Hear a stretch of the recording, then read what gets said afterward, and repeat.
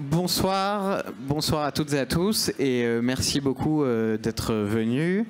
Merci au Point éphémère de nous accueillir. On a donc la chance de recevoir Andreas Malm pour la sortie de son dernier livre à la Fabrique, Pour la Palestine comme pour la Terre, les ravages de l'impérialisme fossile. Et on va procéder ainsi, je vais lui poser quelques questions pendant environ 45 minutes et puis ensuite la salle pourra poser ses propres questions et il y aura un temps d'échange avec lui pour que chacun soit heureux. Et du coup, peut-être pour commencer, Andreas, est-ce que tu pourrais dire quel rôle a joué politiquement et enfin dans ta trajectoire politique et théorie la question palestinienne? Je te pose la question parce qu'il y a quelques années, tu m'as expliqué que tu étais venu assez tard à l'écologie, que même pendant très longtemps, ça t'avait semblé un truc de bobo blanc décompo, absolument inintéressant, et que à cette époque, tu te focalisais sur la question palestinienne et que tes préoccupations étaient beaucoup plus dirigées vers la question anti-impérialiste. Donc est-ce que tu pourrais dire et nous raconter comment tu as rencontré la question palestinienne, et puis aussi comment elle continue d'infuser dans ton travail, à travers ce livre, bien sûr, mais aussi, j'ai souvenir par exemple que lorsque la Fabrique quand tu as sorti Fossil Capital, qui est ton grand livre sur l'histoire du réchauffement climatique chez Verso, et dont vous pourrez retrouver les principales thèses dans l'Anthropocène contre l'histoire à la Fabrique. Il devait sortir un livre qui s'appelait Fossil Empire, donc c'est aussi un signe que la question impérialiste t'est restée malgré ton virage écolo.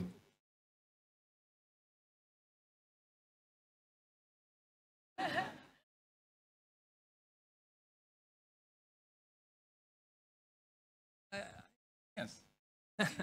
Well, first of all, thank you everyone for coming here. It's a great pleasure to be here and talk to friends and comrades about Palestine. My comrade here is going to translate. You have to stop me when I speak too long, okay? So, if I understand the question correctly, well, Il vous dit bonjour et merci de venir et ça lui fait très plaisir de parler entre camarades de la question palestinienne. Yeah, so I went to Palestine for the first time in 1996 when I was 18, and I got totally drawn into it, as one tends to when one visits this country. I'm not the only one who has gone through this experience. And for 8 years, my life was mostly Palestine. I went back and forth. I lived there for half a year in 1999. I wrote my first book about it in 2002. Actually, I have to, since if I understood the question correctly, it was about my own trajectory, I just have to share some of my emotions about this right at this moment. In 2002, I happened to be in Jenin, in Jenin, during the famous battle that happened in that year. And the refugee camp was largely destroyed at the center of it.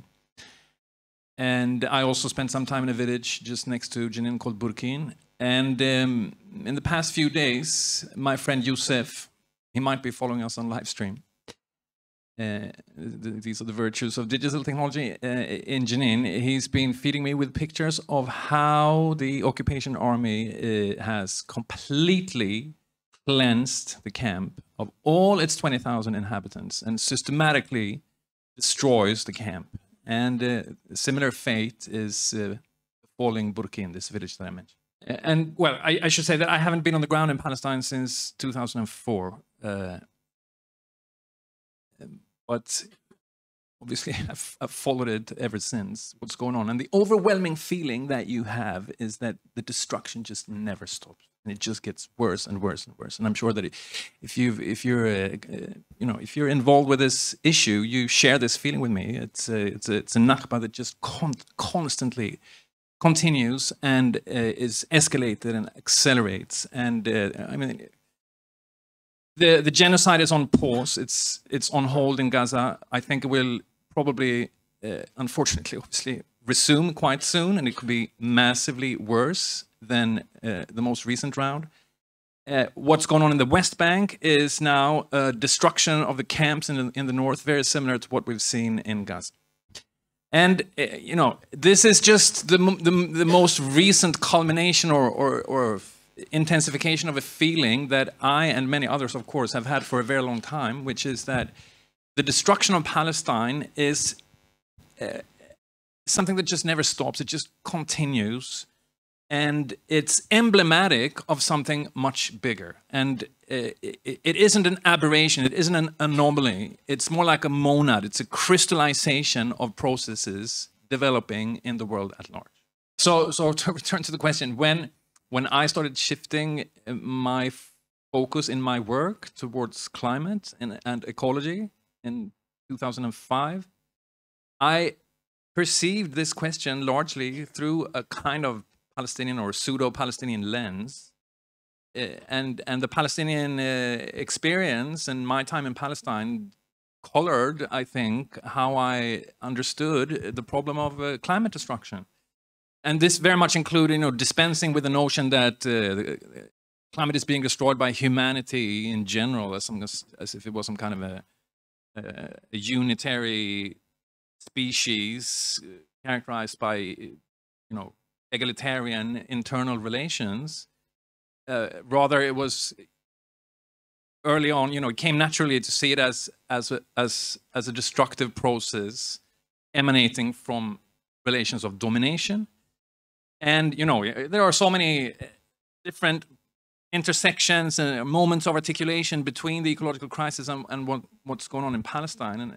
And this is what eventually, led to this little book that's on the table today. Yeah.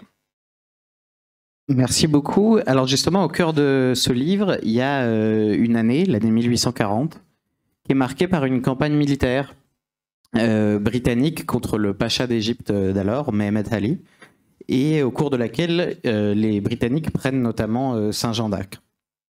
Est-ce que tu peux expliquer en quoi, à ses yeux, la prise de Saint-Jean d'Acre et cette campagne militaire marquent une profonde rupture, à la fois pour la région à ce moment-là et aussi pour les débuts de l'élaboration du projet sioniste?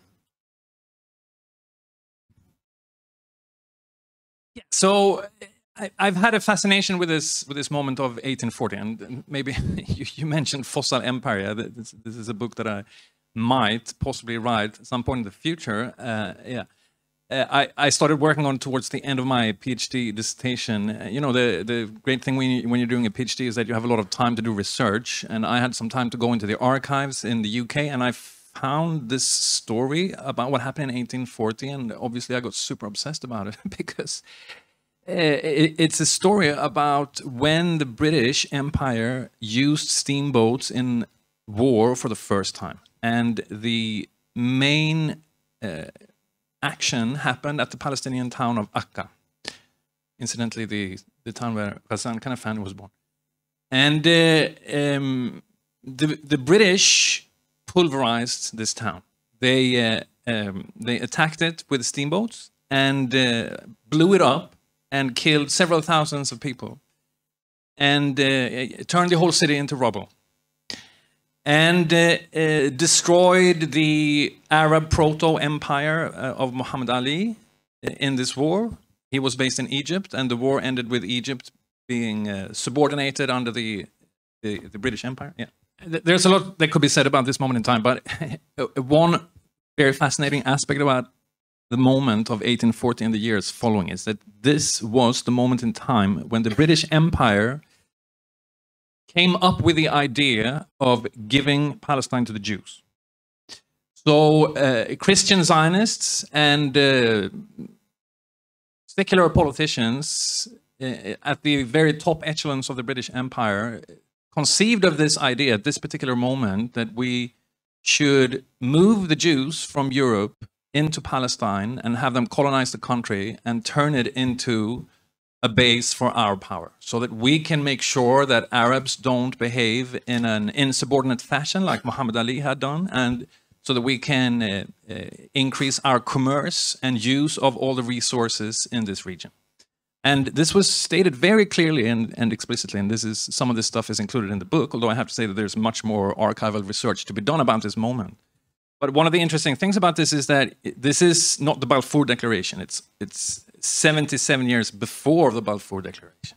So this was a moment in time when the globalization of the fossil economy was ignited, because like I said, this was the first time that the British used steam power in war, and this was how the deployment of steam-powered technologies based on the combustion of coal started to be spread across the world, which was like an ignition mechanism for the problem that we now know as global warming. It was also the moment in time when the idea of colonizing Palestine for the benefit of the imperial center started to take hold.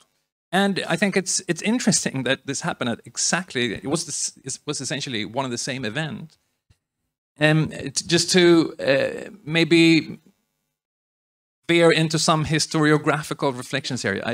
Those of you who are familiar with discussions in theory of history, you might have come across Marc Bloch, the great French historian, and his critique of the idol of origins. So he says that we historians, we tend to be obsessed with origins, the moments when something started. And I fully admit to having that obsession. And that it might be a little bit problematic, but what's interesting to me, there are many interesting things here, but one is the deep structural continuity that you can see from all the way from this moment into the present. And the structure that's been in place since then, although it really only materialized in like the 1880s, when the first Zionist colonies were established in Palestine, has been that the Zionist entity is plugged into the grid, the circuits of fossil capital on a global scale, and advances even further into Palestine and encroaches upon Palestinian land and conquers more and more of it and drives the Palestinian people further and further out on the margins and outside of the country.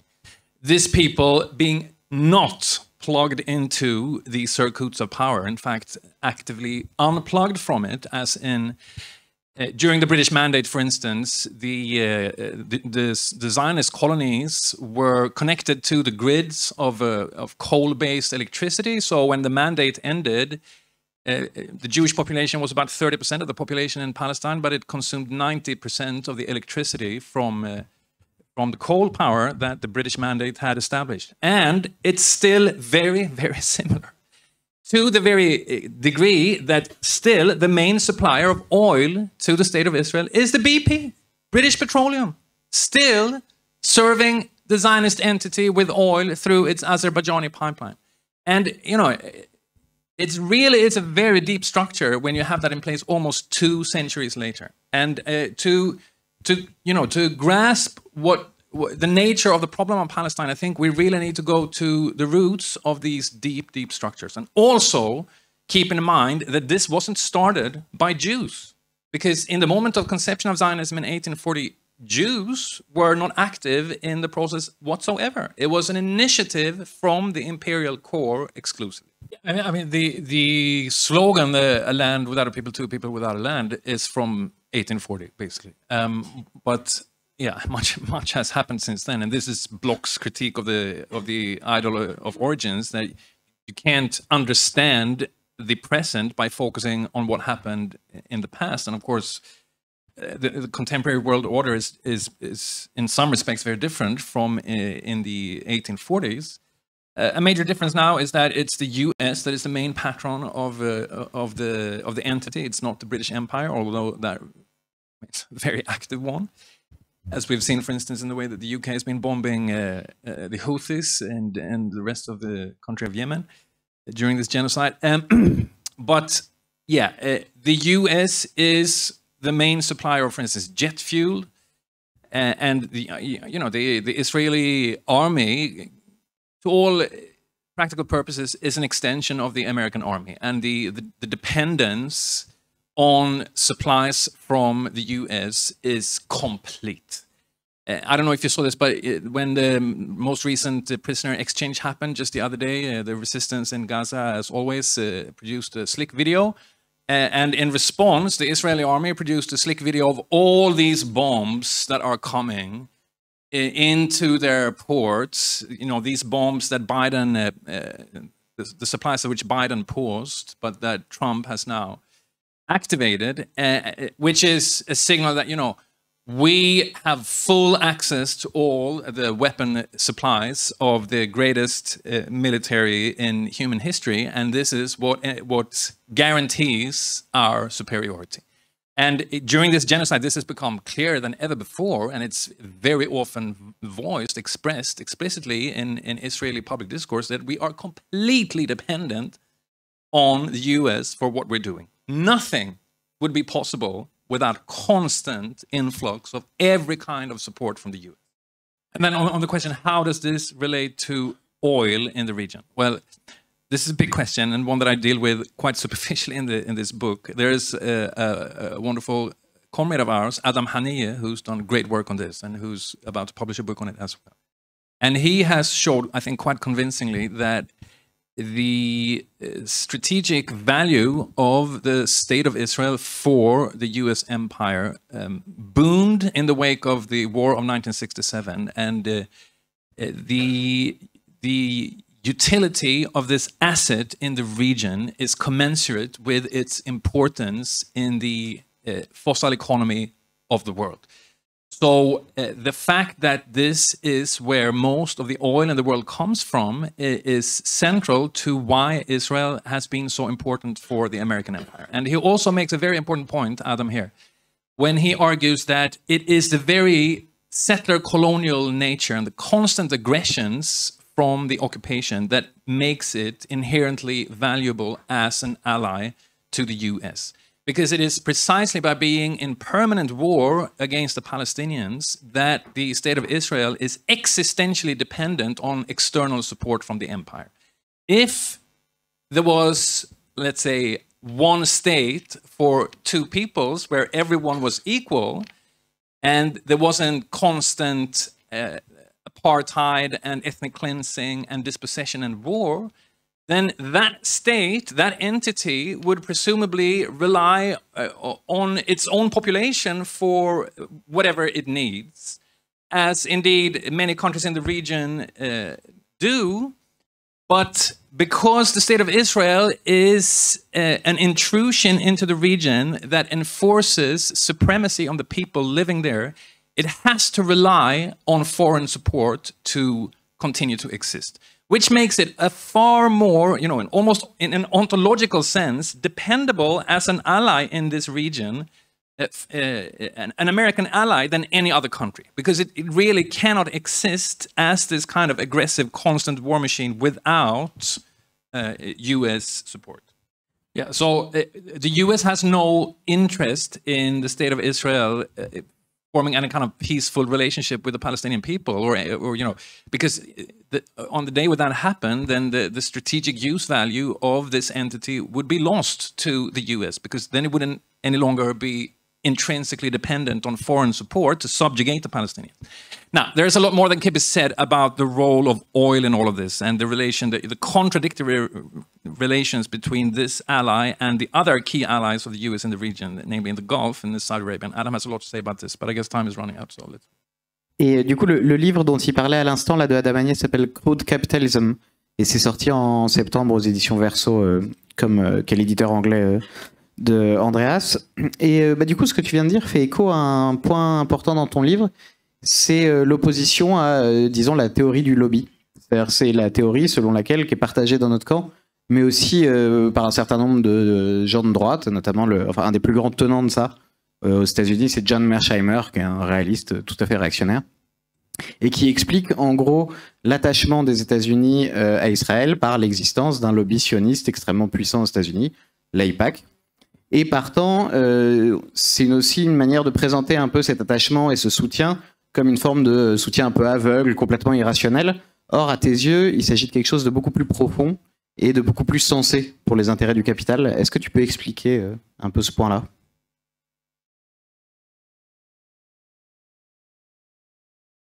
Yeah, I think I'll be quite brief here. Yeah, so yeah, you're right. I really want to reject this lobby theory, and I've never really found it in any way helpful. I think it's fundamentally flawed and wrong. Obviously, there is a lobby, just as there is a fossil fuel lobby. But if you want to understand why fossil fuels still account for 80% of the energy in the world, explaining that with the power of the fossil fuel lobby would count as, the most facile kind of idealism. And I think it's exactly the same with the occupation. Then, if you want to explain why the occupation never stops, it just gets worse and worse and worse. just like investment with fossil fuels. Both of these things just continue to get worse and worse and grow and expand all the time. Trying to explain that with reference to the existence of the Israeli lobby and its powers in the US and elsewhere is, I think, to get things totally mixed up and wrong. And, you know, the whole preoccupation with what happened in 1840 is just one attempt to put a nail in the coffin of this theory, because there was no Israeli lobby in 1840. You know, it didn't exist until maybe more than a century later. But the idea that the British Empire needed to implant this colony inside Palestine came about and developed and grew nonetheless, because it grew out of the interests of the empire in this key region of the world. Ok, alors il y a un autre élément que je trouve intéressant sur lequel j'avais envie de t'entendre parler, c'est que tu montres bien dans ton livre comment le génocide en cours est profondément ancré dans les structures matérielles de l'État israélien et puis dans la nature même du projet sioniste. Et en même temps, tu précises d'emblée qu'il s'agit à tes yeux du premier capitalisme, du premier génocide dans un capitalisme tardif avancé. Et est-ce que tu pourrais expliquer en quoi il semble différent des précédents, on va dire? Yeah, so the genocide that I would compare with, because it's a political event that was very important to me when it happened, would be the genocide in Bosnia, where Western powers were complicit with what happened.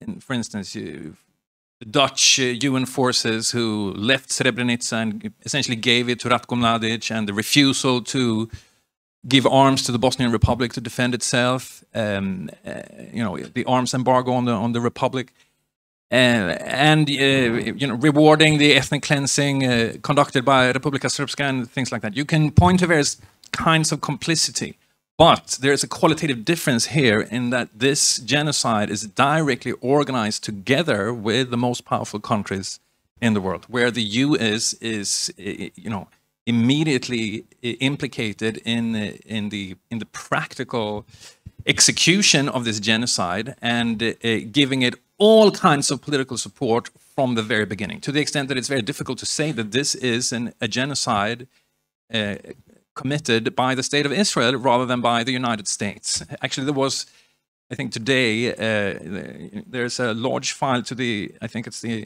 International Court of Justice, to prosecute Joe Biden and Anthony Blinken for genocide. And that would be completely unthinkable in the Bosnian genocide. No one would entertain that idea, because the level of complicity was qualitatively of a different kind. So this seems to me to be the first case we have, and you know, all the other recent genocides, the genocide against the Rohingya people, or the ISIS genocide against the Yazidi people, or the genocide in Rwanda, none of these come close to the arrangement we're seeing now, where the most powerful advanced capitalist countries are directly planning and executing and coordinating the genocide with the occupation on the ground. So this seems to be the first late capitalist genocide in that specific sense. Can I add just a few words on Donald Trump? Yeah, because, you know, since Donald Trump came to power, he has again revealed himself to be the, you know, a figure of honesty. I mean, what he's basically doing is that he's being honest about things. As in, he, on his first day in power, took the US out of the Paris Agreement, and he said, we're going to go all out, exploiting all the fossil fuels that we can find, and remove every permit, and we're going to close down solar power and wind power. And you know, dispensing with all the hypocrisy and all the cant and all the fine words, and just do what Biden has also been doing for 4 years, which is to maximize the production of fossil fuels and, you know, be honest about it. And the same with Palestine. He's honest about what he wants to do, and what the US has been trying to do for a long time, what the whole Western Empire has been trying to do for a long time, which is to remove the Palestinian people from its country and turn it into a US piece of property.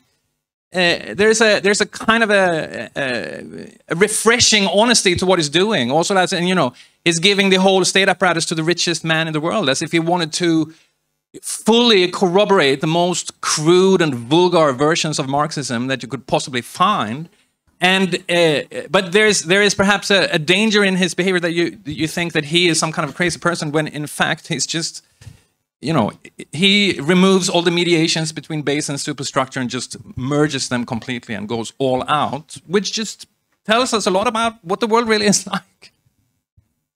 And you know, he really incarnates, he embodies the fusion of Zionist aggression and fossil fuel chauvinism.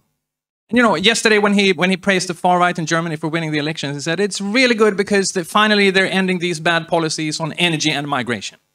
These are the two things. You know, what this means is fossil fuels and racism fused into one political project. This is the essence of the Donald Trump phenomenon. And it's this fusion that we see at work in Palestine. And the Palestinian people is the primary victim of this constant fusion of fossil fuel consumption and aggression against the racial other. Une question justement à propos de... Enfin, un des traits frappants, tu parlais à l'instant de la franchise de Trump, c'est aussi le fait que ce génocide, on sait tous qu'il est en train de se produire en direct. De la même manière d'ailleurs qu'on est tous au courant qu'il y a un réchauffement climatique qui met en danger les conditions de vie sur Terre et qu'il ne se passe pas grand-chose non plus pour lutter contre.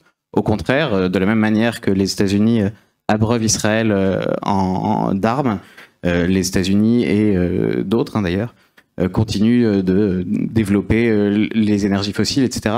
Comment est-ce que tu expliques ce paradoxe avec tout l'effet d'espèce de sidération aussi qu'il peut y avoir et qui va, je pense qu'il y a une génération là qui est marquée à vif par le fait d'être contemporaine d'un génocide et de ne pas pouvoir y faire grand-chose en regardant des images absolument ignobles.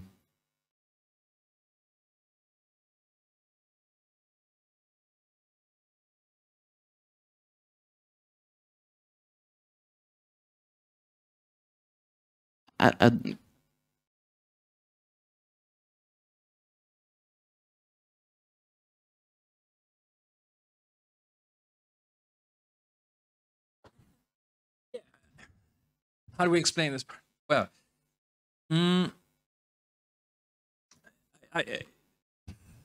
this is something that I think a lot of us struggle with on a daily basis, how to cope with it emotionally, to wake up every day and see the destruction in Palestine just continuing, and wake up every day if we follow news about the environment, just also seeing the destruction continuing constantly and all the news from the climate front just getting worse and worse and worse, and this happening very, very fast. Yeah, I mean, there's one question, how do you deal with it emotionally? Well, you try to imagine that you can resist and stand fast and hold your ground, even though you face the most overwhelmingly destructive and powerful forces in the world. And there are no people anywhere on earth that can teach us how to do this better than the Palestinians. They're doing a service to all of humanity for every day that they stand strong and keep resisting, because they show that even though virtually everything is lost and everything destroyed, we still continue to resist. And this is not just for the Palestinians, it's for all of us. And we should really recognize that, I think. But hey, maybe I'm veering into dangerous territory here, but let's, on explaining how is it possible that all of this continues despite all the knowledge there is? Yeah, I mean, yeah, again, you're really struck by the fact that we have had a live-streamed genocide where all the documentation, all the knowledge of what's been happening on the ground has been, you know, generated in real time and of an extensive scope and a pretty comprehensive coverage, despite obviously no foreign journalists being on the ground, but thanks to Palestinian journalists in Gaza and ordinary people just documenting what's been happening. And this is a novelty. We haven't seen a genocide playing out in this way before. And it's very similar with the destruction of the climate, that it's all happening in plain sight, and the documentation is total, and climate science is like the most comprehensive scientific project in human history. So yes, these two things have much in common. One of them being the surfeit of documentation. We have all the knowledge and more that we need about how bad this is and how urgently it has to stop. Yeah, so I'm not going to give an explanation to the question of, or an answer to the question of why doesn't it stop, because I don't have a simple answer to this. I mean, most of what I write is an attempt to grapple with this question. But just to get back to the question of how do people deal with this? Well, I think just one indication of how people deal with this is perhaps the change in rhetoric from the climate movement, or what remains of it, compared to back in its heydays of 2018 and 19, when Greta Thunberg and others used to say, listen to the science. This was like a key slogan in that moment, listen to the science. Greta Thunberg never says this any longer. She has given up on the idea that you should ask politicians to recognize the science, because she has realized that there are deep power interests that have to be confronted. And she has symptomatically, virtually transformed into a Palestine activist. Today, she was on the front lines again in Copenhagen, where there's been a very beautiful camp of activists from both the climate movement and the Palestine movement. And they today had a mass action against Maersk, the Danish logistics giant, protesting its delivery of weapons to the occupation. And she was one of many involved in this action. Lots of people arrested, tear gas and everything like that. And her trajectory, obviously the climate movement, insofar as it exists at all, is a shadow of its former self, what it was 6 years ago or 7 years ago. But the groups around Greta have become anti-colonial activists very largely, where the struggle against the fossil fuel industry is seen as indistinguishable from the struggle against the empire, against the colonial relations that still structure our world.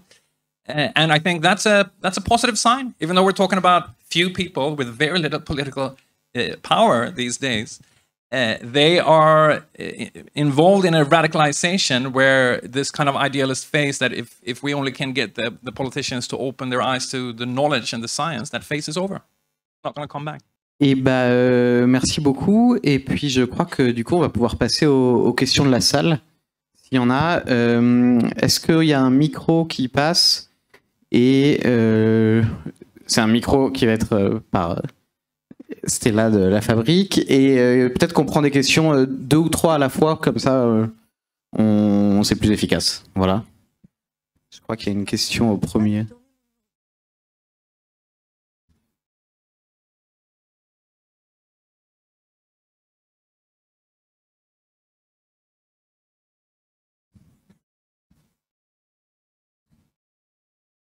Alors, merci pour vos exposés, vos discussions, tout ça. Voilà, c'était très instructif. Je fais partie du mouvement de boycott d'Israël. Nous apprécions beaucoup votre livre parce qu'il illustre l'intersectionnalité des luttes aujourd'hui contre le colonialisme et l'impérialisme. Et ma question, c'est, ça serait super si vous seriez disponible en France pendant l'Israël Apartheid Week, la semaine internationale contre l'apartheid israélien, qui aura lieu entre le 21 et le 30 mars.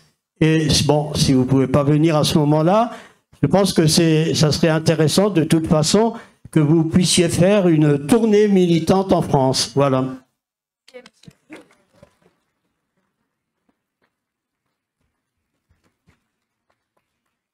D'autres questions? Tiens. Oui, pardon.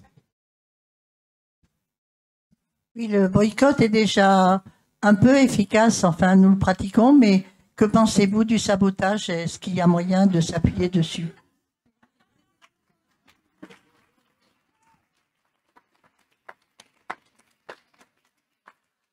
Tu vas être amené à tes vieilles marottes.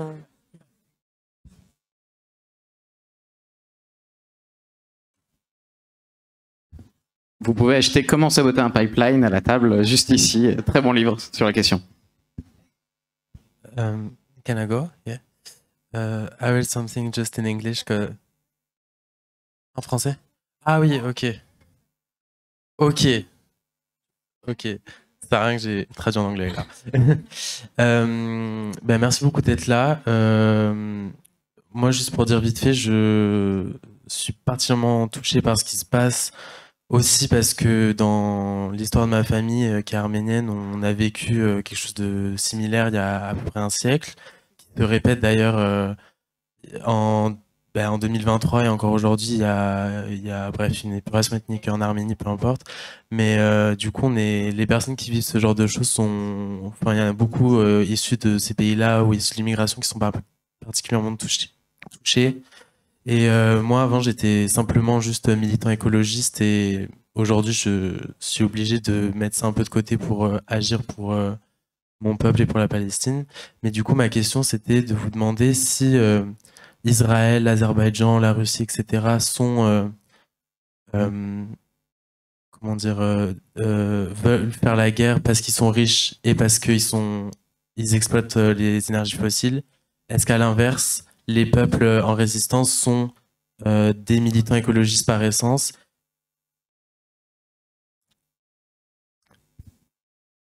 Et comment l'écologie peut aider ces peuples dans leur lutte?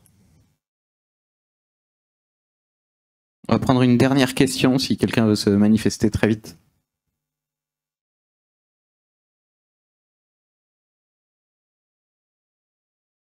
La meuf la plus petite.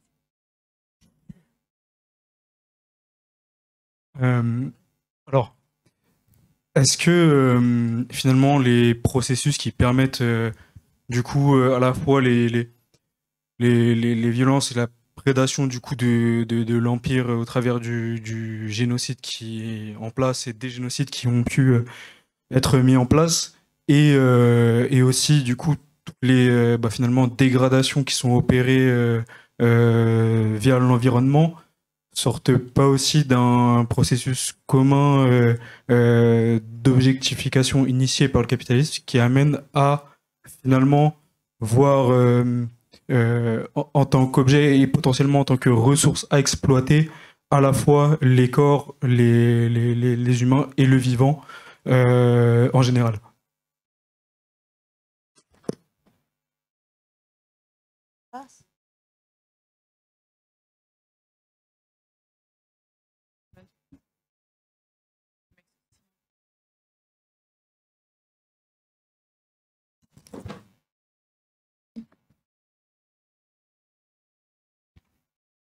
Okay, yeah, lots of questions. First, sabotage. I like sabotage. And you people in French know how to do it. You people in France. With Soulèvement and everything. When it comes to sabotage in the Palestine solidarity movement, I actually think that it's the British who know best how to do it. I'm thinking here of Palestine Action, which is a wonderfully efficient militant group that has conducted very impressive sabotage actions against arms manufacturers and other targets in the UK in past years. There's a very interesting contrast between the militancy and efficiency of Palestine Action and the not so impressive behavior of the environmental and the climate movement, in particular in the UK in recent years, XR and other groups. But the context for sabotage within the Palestine solidarity movement looks very different in different countries. So in the UK, it has worked. In Germany, for instance, it's been very difficult. And clearly the situation in Germany is unusual because that country is so deeply pathological. There was a comrade at Village de l'Eau this past summer who told me that she wanted to have some kind of an invasion of French activists into Germany that could sabotage arms industry in Germany and kind of draw on old French animosity towards Germany as like, now we're going to invade Germany and destroy the way they support the state of Israel. I think it was quite a good idea. As far as sabotage within the Palestine solidarity movement and struggle here in France, I don't know if it has been done. I don't know if more of it could be done. It's for you people to figure out. I don't live here. On the question of well, you spoke a little bit about the link to Armenia and the Armenian experience, which is very interesting. I lived for a while in the Armenian quarter in the old city in Jerusalem. So there's a long history, of course, of Armenians who survived the genocide and drifted into Palestine and became Palestinians, and are facing the usual colonialist aggression in their quarter in the old city and elsewhere. And there are, because Azerbaijan and Israel has such a close alliance, there's a link there as well that you could look more into. So again, Azerbaijan is the main supplier of oil, but it's BP that delivers it through the pipeline that goes to Turkey. On the question of what is the role of ecology in the Palestinian resistance, if that's what you asked, well, I don't think that the Palestinian resistance is deeply invested in climate politics, because that's not the urgent priority. So, for instance, when you see that the reliance on solar power has been very big in Gaza, very, very big, this is not because the Palestinians have been, thinking about climate change. It's because the occupation has totally denied them access to any other kind of source of energy, so they've had to rely on solar power to try to survive. And then what's happened during this genocide is that there's been a systematic targeting of solar power installations in Gaza. This happens in the West Bank too. But you might have seen that in the tent camps, the Palestinians, they've improvised communal charging stations where people can use the few solar panels that are still there, and they've even built improvised wind turbines. There's a great piece about this in the latest Middle East report. But yeah, this tells you something about the energy dimensions of this conflict, but that doesn't mean that the Palestinians who charge their phones on solar power are climate activists, for themselves, as in, they're actively conscious about these things. There is a small Palestinian climate movement. Climate movements generally are small, and in the Middle East, they're very tiny. But there was just announced something called the Palestinian Institute for Climate Strategy, run by comrades from Gaza, although they're outside of Gaza now, that are trying to, build a higher level of consciousness around these things and put these struggles, contribute to the convergence of struggles, to speak in French terms. And there's quite an urgent case to do this for a lot of reasons, including the role of the State of Israel in emerging solar geoengineering initiatives. But this is a whole different story. But this might be with us, this convergence might be with us for some time to come, and it's definitely something we need to work on. And on the question of the relation between colonialism and fossil fuels, if I got it correctly, well, this is a very big question.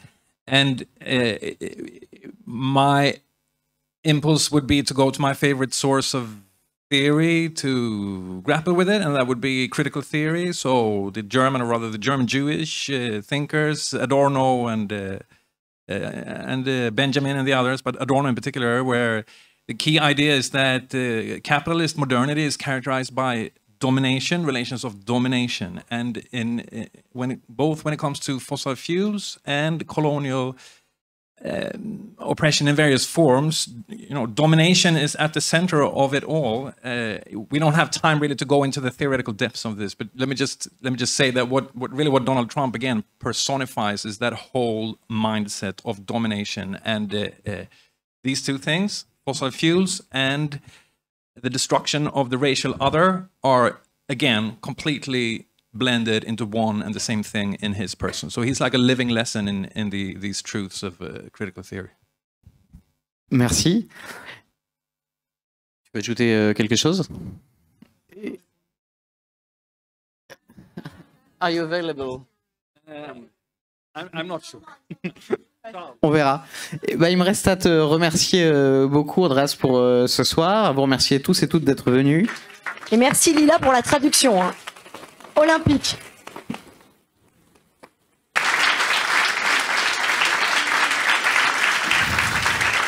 Si vous voulez en apprendre davantage sur les ravages de l'impérialisme fossile pour la Palestine comme pour la Terre, et très bonne soirée à tous.